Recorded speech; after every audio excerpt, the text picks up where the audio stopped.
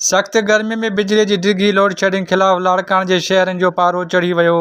लाड़काने जे मुख़्तलिफ़ इलाइक़नि सां तालुक़ रखंदड़ सेवको ख़िलाफ़ एहतिजाजी कैंप क़ाइमु करे मुज़ाहिरो कयो। इन मौक़े ते मुज़ाहिरीन जो चवणो हुयो त लाड़काना ऐं भरपासे जे इलाइक़नि में गर्मी पद में वाधारो अचण शर्त बिजलीअ जी लोड शेडिंग जो अज़ाब वधी वियो आहे। बिला जवाब सेवको तरफ़ां 16 खां 20 कलाकनि ताईं बिजली बंदि कई पई वञे। हिननि वधीक चयो त जीअं त हे सभु लाड़काने वासी शेखज़ैद कॉलोनी गरीबाबाद मीरानी महलो 7 नंबर नाको UC3 हैदरी महल आहे। जीअं त 50 सेंटीग्रेड लाड़काने में टेम्परेचर आहे। 24 घंटनि मां 22 घंटा लाइट बंदि आहे। 2 घंटा कलाक ॾींहं जो ॾियनि था 12 बजे, कलाक राति जो ॾियनि था 12 बजे। घर असांजा दोज़ख बणिजी विया आहिनि। असांजा मासूम बचड़ा बीमार थी पिया आहिनि। असांजा बुज़ुर्ग बीमार थी पिया आहिनि। अॼु असांजे मोहल्ले में मेमन साहब जी घरवारी गुज़ारे वई। गुसल कराइण लाइ बि असां वटि पाणी न हुयो। असां मोहल्ले में नलका ॻोल्हिया आहिनि जितां पाणी भरिया आहियूं, असां गुसल करायो आहे। इन हद ताईं असांजूं ज़िंदगियूं अज़ाब बणिजी वियूं आहिनि। गुज़िरियल महीने हिन ई जॻह ते सिटी स्कूल शेखज़ैद कॉलोनी हिन डबल रोड असां बंदि कयोसीं। इंजीनियर रियाज़ मंगी साहब आयो, रोड खोलण जी चई असां सां ॻाल्हियूं कयो, तव्हांजा मसइला हल था कयूं। असां बादशाह लाड़काने वासी आहियूं। असां चयो बिल्कुलु असां ॻाल्हियूं कंदासीं।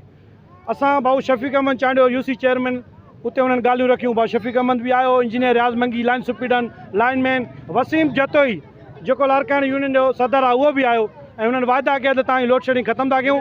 जेको शेड्यूल मुताबिक़ आहे असां उहा कंदासीं। असां उन्हनि ॻाल्हियुनि ते आमादा थी वियासीं। उन खां बाद में महीनो गुज़री वियो आहे। लोड शेडिंग डबल थी वई आहे। कलाक ॾींहं जो कलाक राति जो हलाइनि था।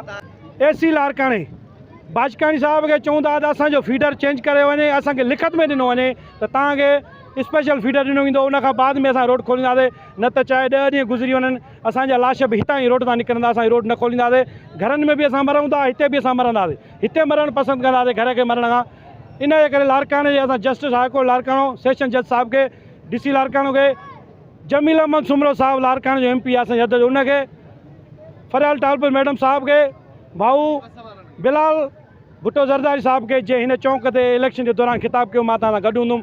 असां हुनखे अर्ज़ु था कयूं त असां मरी रहिया आहियूं। लाड़काने वासी असांजो साथ ॾियो ऐं इंजीनियर ऐं AC खे प्रेशर ॾियो त जीअं असांजो मसइलो हल करे, जीअं असां हिन दोज़ख जहिड़ी गर्मी में लाड़काने में हिन अज़ाब वारी ज़िंदगी में जान छूटी सघे। इहो ई चवंदसि, ॾिसो त गर्मी केॾी वेल लॻो पियो आहे। हिकिड़ी ॼणो ईअं टांडा था भरनि। अहिड़ी हालत में बि बिजली वारा वापड़ा वारा कलाकनि जा कलाक बिजली नथा ॾियनि। तव्हां चवंदसि हीअ वीचारा गरीबाबाद जा अलाए किथां हेॾे मीराणी महलो, पर शेखज़ैद कॉलोनी में साॻियो ई फीडर आहे।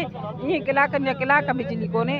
एतिरे क़दुरु जो चवनि था त हिते अॼु फौतगी थी वई आहे। उनजे वेंझारण लाइ पाणी कोन हुयो, जो बिजली कोन्हे त असां ॿिए हंधि नलकनि में पाणी भरे उन मैयत खे वेंझारियो आहे। सो महिरबानी करे इहो उन ते चवनि था त फीडर मटायो वञे या जेके AC आहे बाजकानी उनखे हटायो वञे। गर्मी सभिनि जे साम्हूं आहे। केतिरे ताईं गर्मी आहे। टेम्परेचर 50 खां मथे आहे। हिन वक़्तु पोज़ीशन इहा आहे त असांजा बचड़ा जेके आहिनि घर में मरी रहिया आहिनि। असां ॿाहिरि रोडनि ते तड़पी रहिया आहियूं। घर में को हिकु गिलास पाणी जो कोन्हे को पीए। पर मां पंहिंजे आला क़यादत मोहतरम जनाब प्रेसिडेंट ऑफ पाकिस्तान आसिफ अली ज़रदारी साहब ऐं पंहिंजे पार्टी जे चेयरमैन बिलावल भुट्टो साहब ऐं अदी फरियाल साहिबा ऐं मुंहिंजे PS जो उम्मीदवार जंहिंखे असांजी महिनत सां असां पाण उनखे वाउंट ॾेई करे भारी अक्सरियत सां खटायोसीं। महिरबानी करे इन AC बाजकानी साहब खे चयो वञे ऐं हुनखे हुकुम कयो वञे त असां इहो लोड शेडिंग ख़तमु कयो वञे, ताकी बिजली बोरान असां वटि ख़तमु थी वञे, ताकी असांखे पीअण जो पाणी मिले। हे त असां वटि सफ़ा करबला लॻी वियो आहे। महिरबानी करे हिते ईरान ऐं इसराइल जो जंग कोन्हे को, पर लॻे थो त असांजो पाड़ो जेको आहे न हिन वक़्तु इसराइल आहे ऐं जेको असां सां हमिलो कयो थो वञे, असां सां इसराइल वारो सुलूक कयो थो वञे। महिरबानी करे इहो सुलूक असां सां न कयूं। मज़ीद न्यूज़ एंड अपडेट्स के लिए इस चैनल को सब्सक्राइब करें।